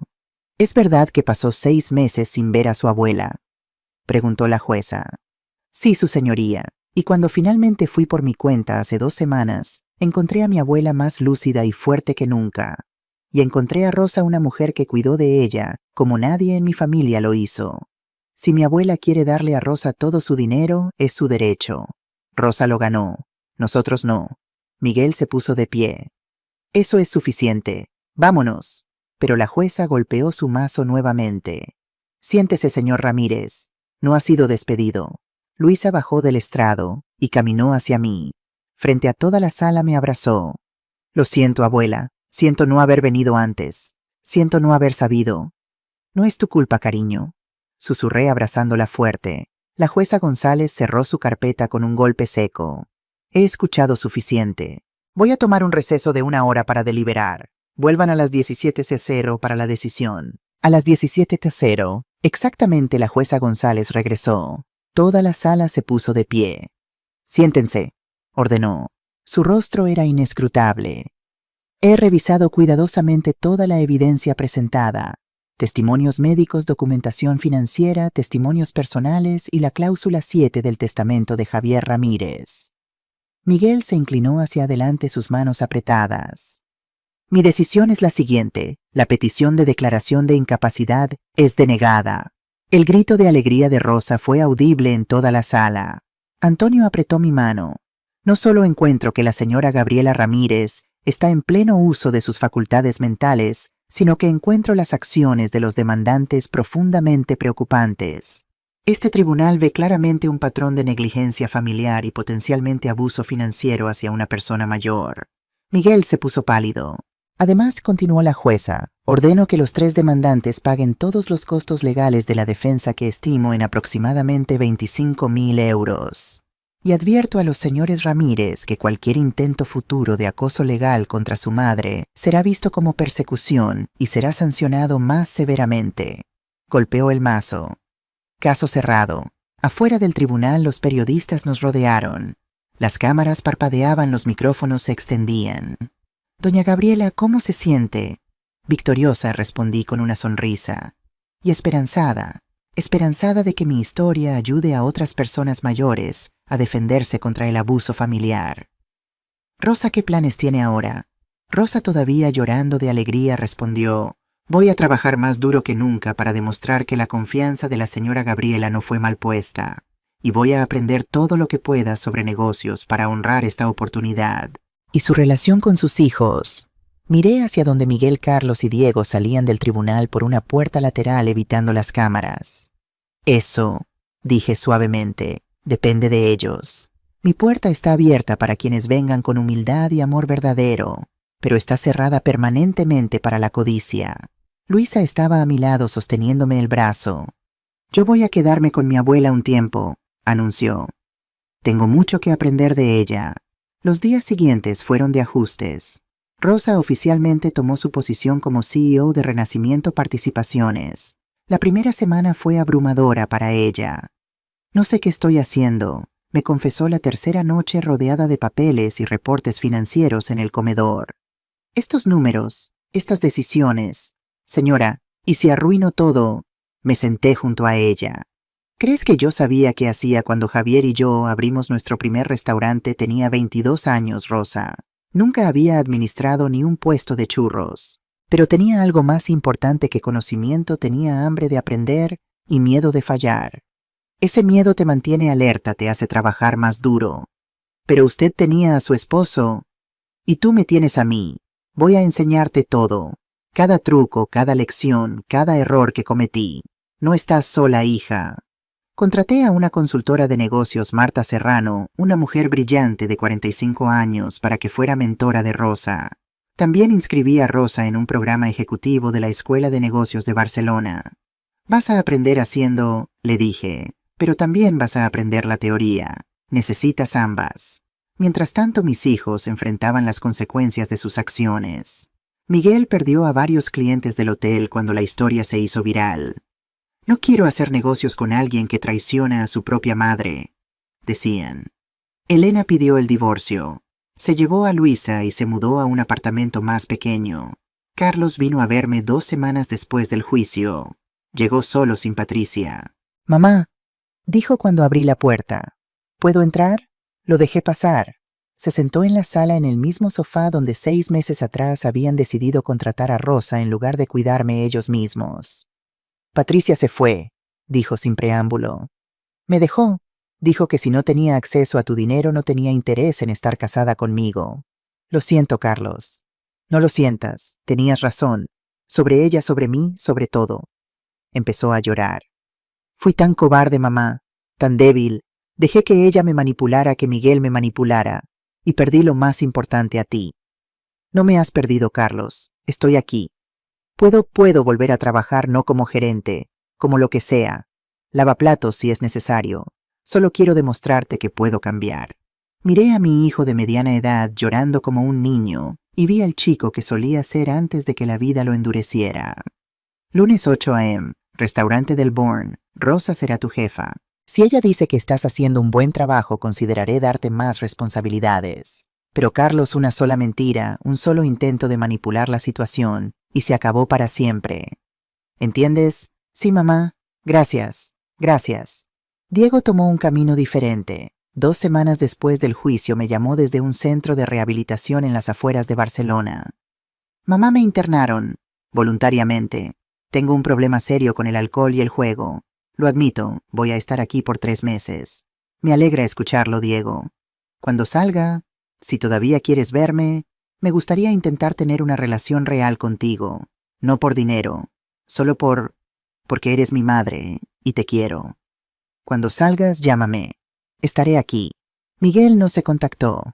Según me contó Elena cuando vino a tomar té una tarde, él había vendido su parte de los negocios familiares, ese 10% que tenía sin poder de voto para pagar sus deudas legales. Se había mudado a Madrid intentando empezar de nuevo donde nadie conociera su historia. Está amargado, dijo Elena. Culpa a todos menos a sí mismo. Pero Gabriela, yo quería que supieras, Luisa y yo estamos bien. Ella está estudiando diseño gráfico y es brillante. Y yo estoy aprendiendo a vivir sin lujos innecesarios. Es liberador en realidad. 3 meses después celebramos una pequeña reunión en mi casa. Rosa, con tremenda emoción, presentó su primer reporte trimestral. Las ganancias subieron un 12%. Anunció, sus manos todavía temblando un poco. Renegociamos contratos con proveedores, abrimos un nuevo restaurante de tapas en Gracia y creo que lo estoy haciendo bien. La mesa estalló en aplausos. Estaban Antonio, Marta, la consultora, Luisa, los 2 hijos de Rosa, Mateo y Andrés, que ahora venían regularmente a visitarnos, y Carlos. Carlos había estado trabajando duro. Había empezado como ayudante de cocina, luego pasó a sous chef, y ahora Rosa le había dado la oportunidad de desarrollar un nuevo menú de fusión catalana latinoamericana. Es bueno, había dicho Rosa con sorpresa. Realmente bueno. Tiene talento cuando se enfoca. Después de la cena, Rosa y yo nos quedamos solas en la terraza mirando las luces de Barcelona. ¿Sabes qué día es mañana?, me preguntó. Viernes.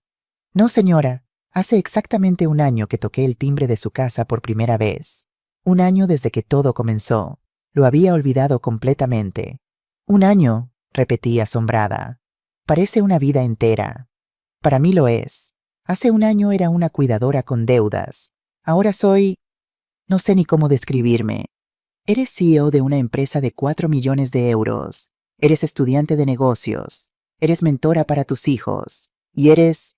puse mi mano sobre la suya, mi hija del corazón.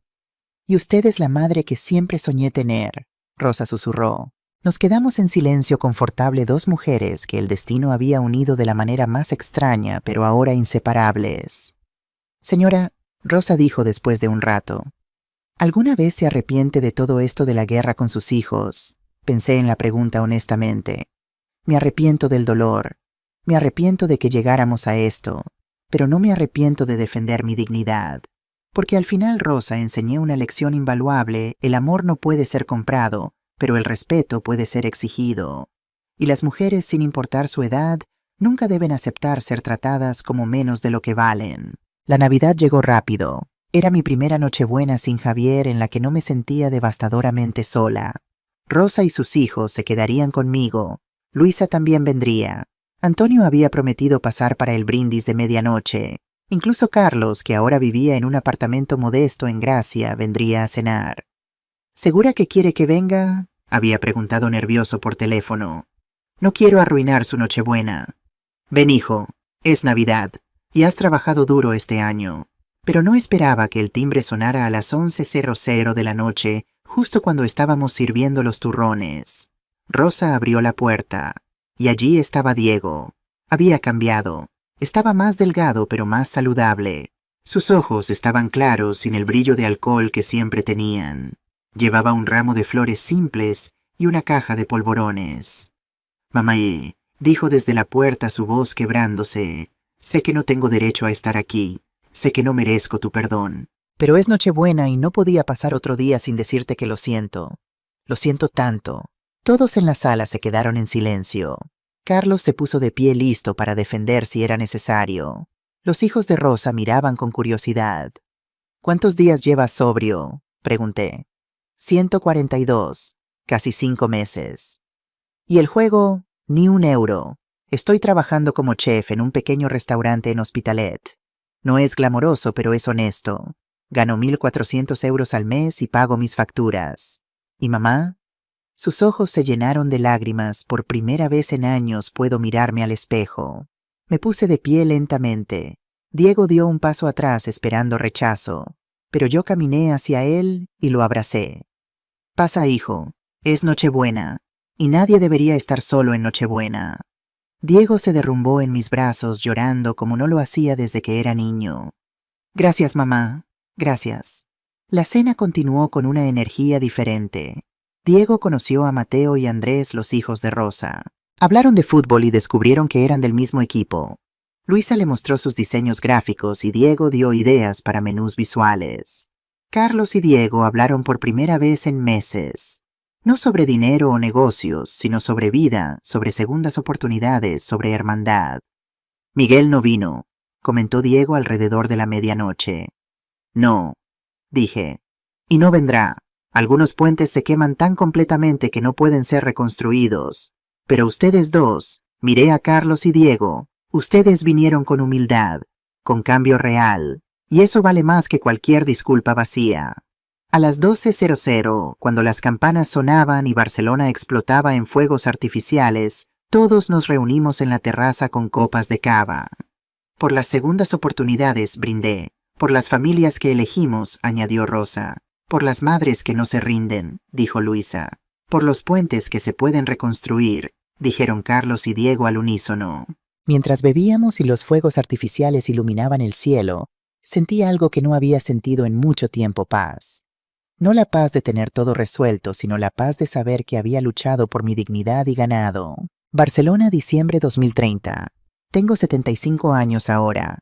Mi cabello es completamente blanco, pero mi mente está más aguda que nunca. Me muevo un poco más lento, necesito un bastón para caminar largas distancias, pero estoy viva, activa y sobre todo rodeada de amor. Renacimiento Participaciones ahora vale 8 millones de euros. Rosa, contra todas las probabilidades, resultó ser una CEO brillante. Abrimos 2 hoteles más 5 restaurantes nuevos y hasta una escuela de cocina para jóvenes de bajos recursos. Carlos es ahora nuestro director culinario. Su menú de fusión ganó una estrella Michelin el año pasado. Se volvió a casar esta vez con una maestra de escuela llamada Carmen, una mujer sencilla y genuina. Tienen un bebé, mi primer bisnieto, que lleva el nombre de Javier. Diego lleva 5 años sobrio. Dirige nuestra escuela de cocina y es patrocinador de Alcohólicos Anónimos.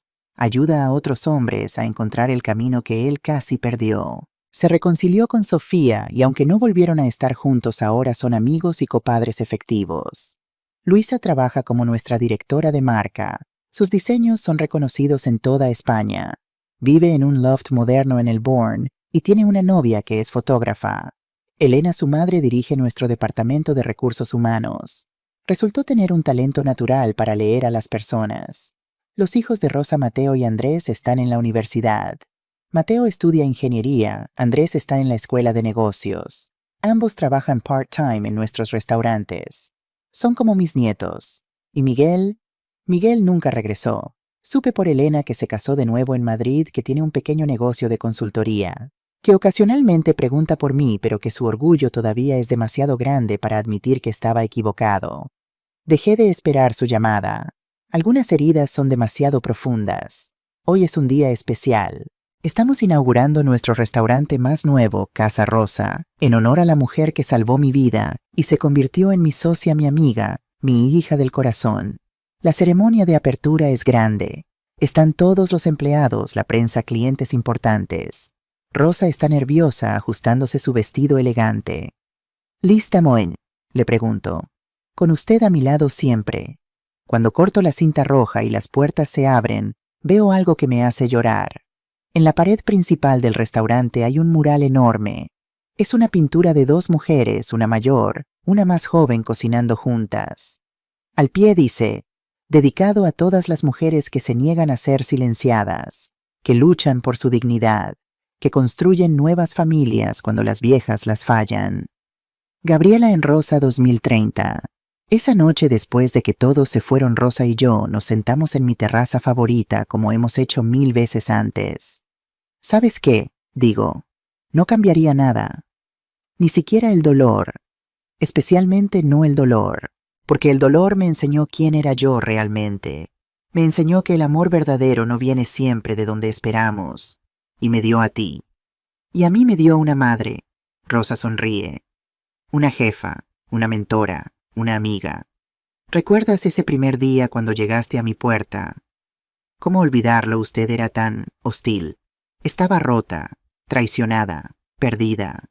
Y ahora estoy completa. No porque tenga dinero o negocios exitosos, sino porque aprendí que mi valor no depende de cuánto me amen otros, sino de cuánto me amo a mí misma. Y esa, levanto mi copa de vino, es la lección más valiosa de todas. Brindamos mientras el sol se pone sobre Barcelona por 1000ª vez desde que comenzó esta historia. Pero esta puesta de sol es diferente. No es el final. Es solo otro capítulo en una vida que se negó a terminar en amargura. Soy Gabriela Ramírez. Tengo 75 años. Sobreviví a la neumonía, a la traición de mis hijos, a la batalla legal del siglo. Y no solo sobreviví, triunfé. Y mi mensaje para todas las mujeres que me escuchan, especialmente las mayores, las que piensan que su tiempo de pelear ha pasado: nunca acepten ser tratadas como menos de lo que valen. Nunca permitan que la edad sea usada como excusa para silenciarlas. Y nunca olviden que el respeto no se regala, se exige. Yo lo exigí. Y gané. Y ustedes también pueden.